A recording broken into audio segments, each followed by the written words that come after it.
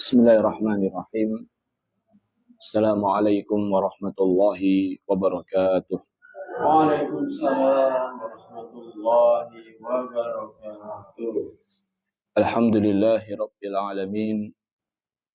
Wa usalli wa usallim ala nabiyyina Muhammadin wa ala alihi wa sahbihi ajma'in. Amma ba'du. Kaum muslimin dan muslimat rahimani wa rahimakumullahu ta'ala.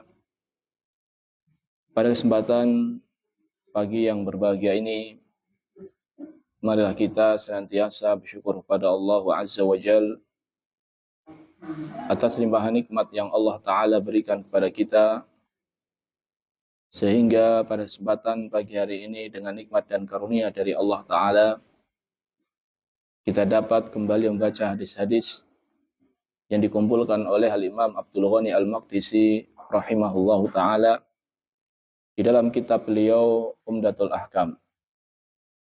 Pada kesempatan pagi hari ini kita akan memasuki bab baru, yaitu babu al-istisqa, bab sholat dalam rangka meminta hujan.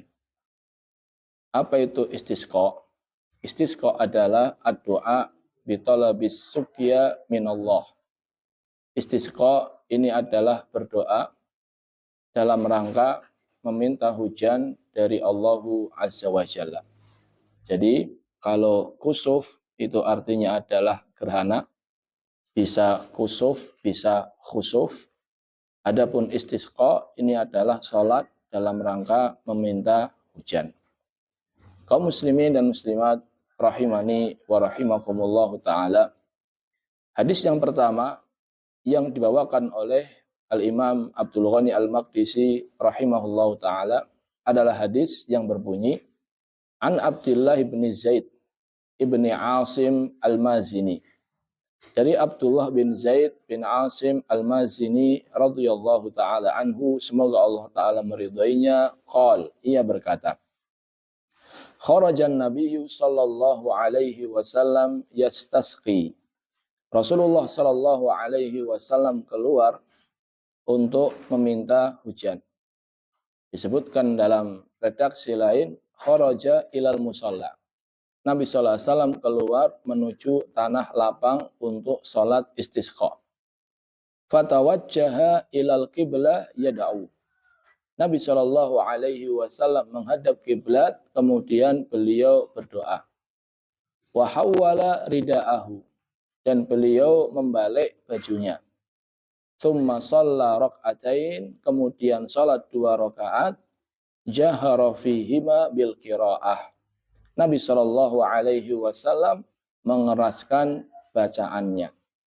Jadi Abdullah ibn Zaid ibn Asim Al-Mazini radhiyallahu ta'ala anhu menceritakan bahwasannya Nabi sallallahu alaihi wasallam salat istisqa di tanah lapang, dan ketika berdoa beliau menghadap kiblat dan beliau membalik pakaiannya, dan salatnya adalah 2 rakaat, dan di saat membaca suratan dengan mengeraskan bacaan.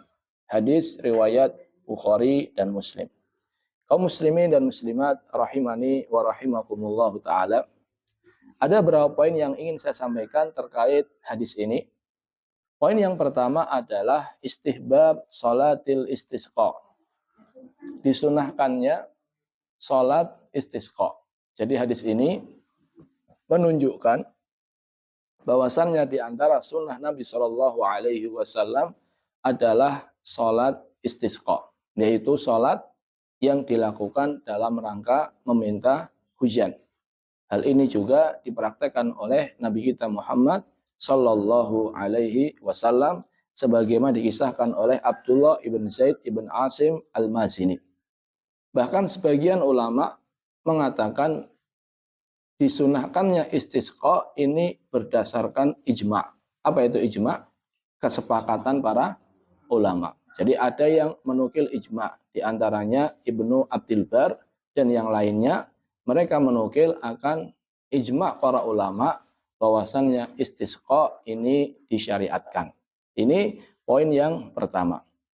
Poin yang kedua adalah ketika berdoa di dalam sholat istisqa maka disunahkan untuk menghadap kiblat. Kita tahu bahwasannya di antara adab berdoa adalah menghadap kiblat.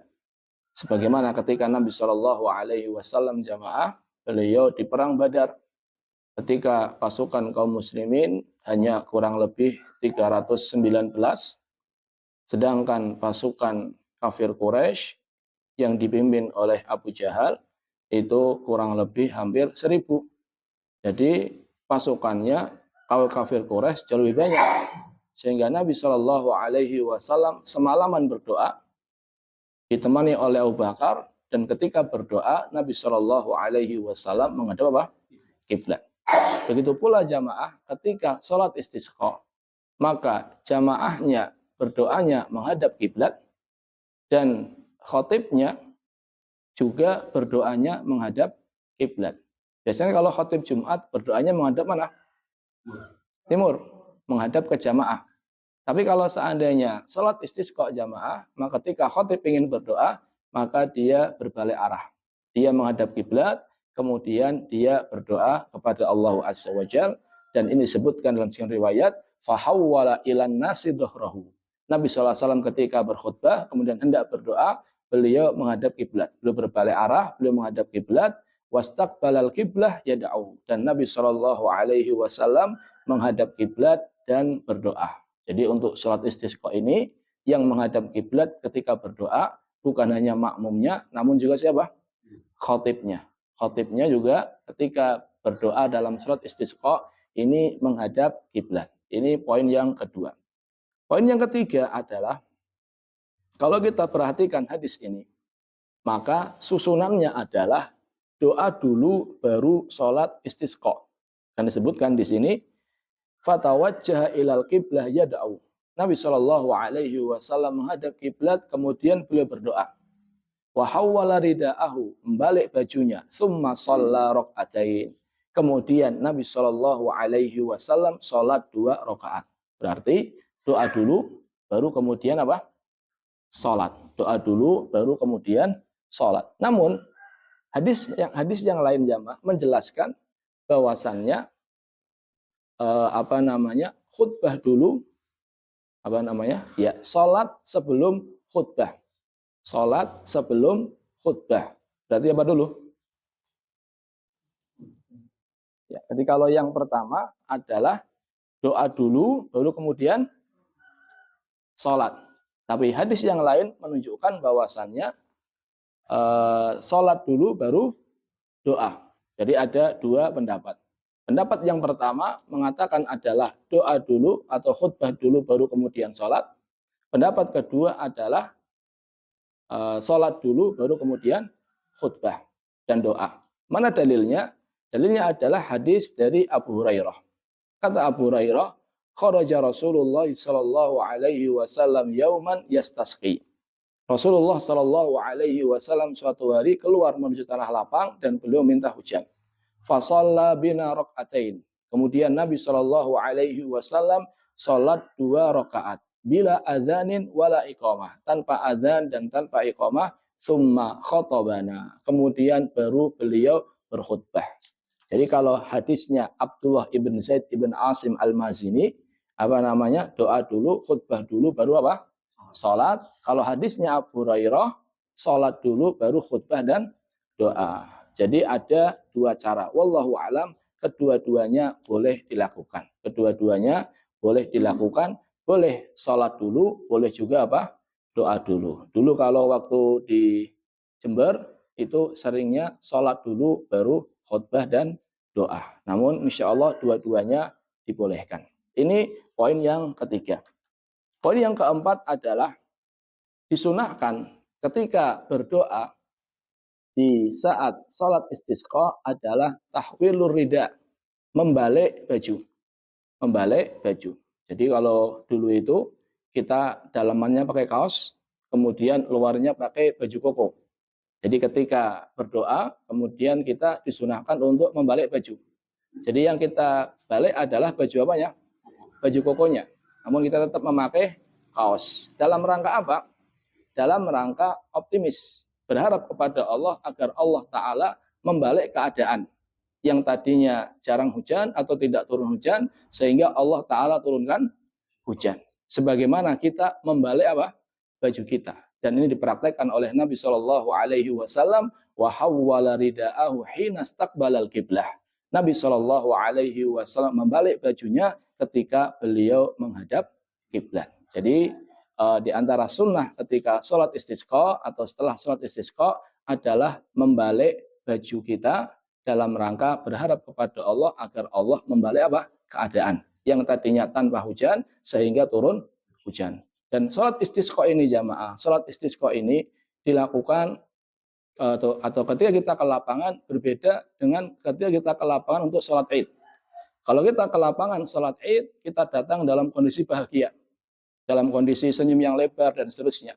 Tapi kalau seandainya sholat istisqa ini dalam kondisi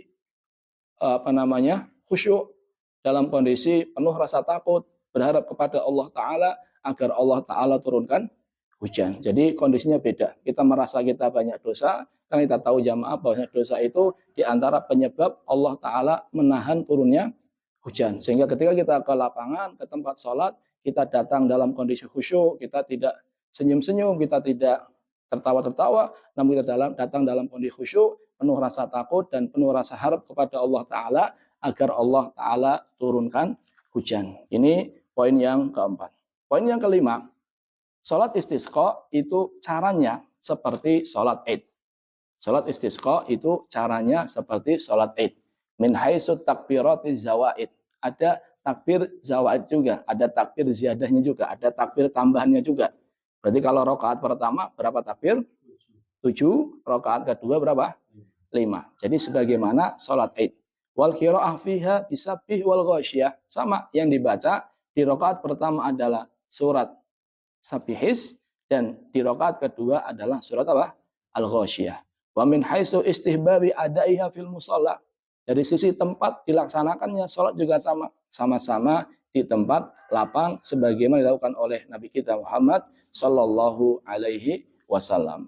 Wallahu taala alam bisawab. Ini sedikit tentang salat Id, semoga bermanfaat. Terima kasih atas perhatiannya. Kita tutup dengan doa kafaratul majlis. Subhanakallahumma bihamdika asyhadu an la ilaha illa anta astaghfiruka wa atubu ilaik. Assalamualaikum warahmatullahi wabarakatuh. Waalaikumsalam warahmatullahi wabarakatuh.